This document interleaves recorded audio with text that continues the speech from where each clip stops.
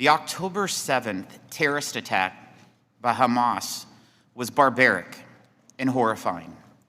Civilians were targeted, tortured, raped, murdered, and kidnapped.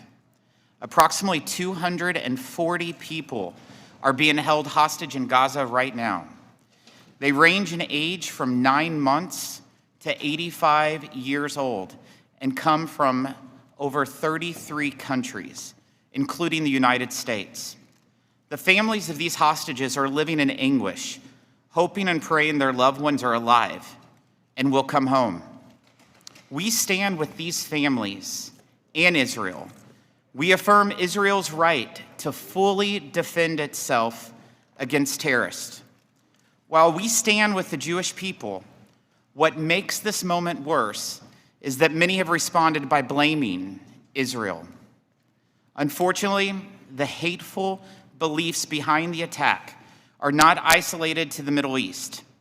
This committee has jurisdiction over the tax code and must address two related issues that have been laid bare in the aftermath of October 7th.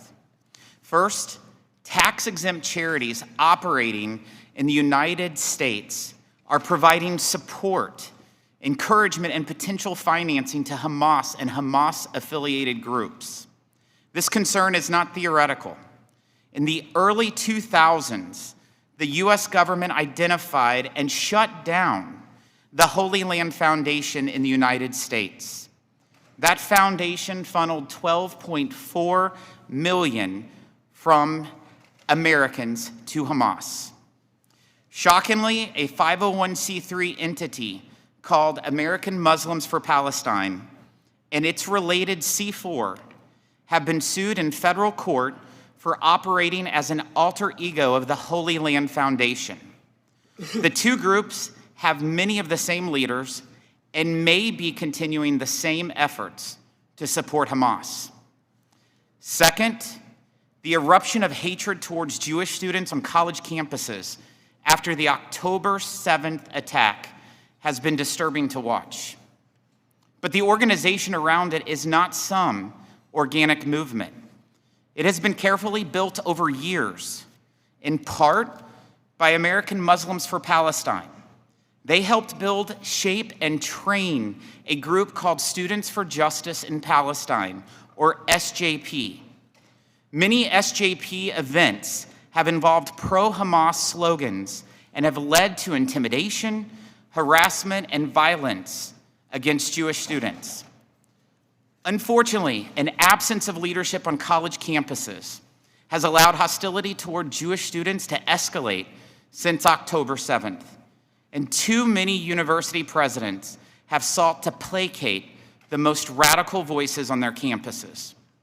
University presidents were quick and forceful in issuing statements supporting numerous social justice matters. They haven't shied away from commenting on other events affecting their students. But when it comes to the bloodiest day for Jews since the Holocaust, they couldn't find their voices. Cornell's president had to clarify her initial vague statement to let people know she does think Hamas's attack was terrorism. Harvard's president waited days to comment, allowing student groups condemning Israel to implicitly speak for the university. At the same time, we have seen pro-Palestinian protest become means of intimidation and threats of violence. When they fail to act, universities claim it's about free speech rights, but that is laughable. These universities have a track record of failing to protect free speech rights, while instead protecting preferred speech. In fact, colleges are actively suppressing speech protected by the First Amendment. For example, the Foundation for Individual Rights and Education, or FIRE, rates universities on their commitment to free speech on campuses. The University of Pennsylvania's latest rating is, quote, very poor. This is likely due to multiple instances of professors being investigated and disciplined for expressing various opinions relating to race and gender. Universities can and should protect free speech rights on campus for all voices, not just the ones that they prefer. This shouldn't be hard. Good people around the world have the moral clarity to call out evil as evil, terrorism as terrorism. We should have that same moral clarity as we proceed today.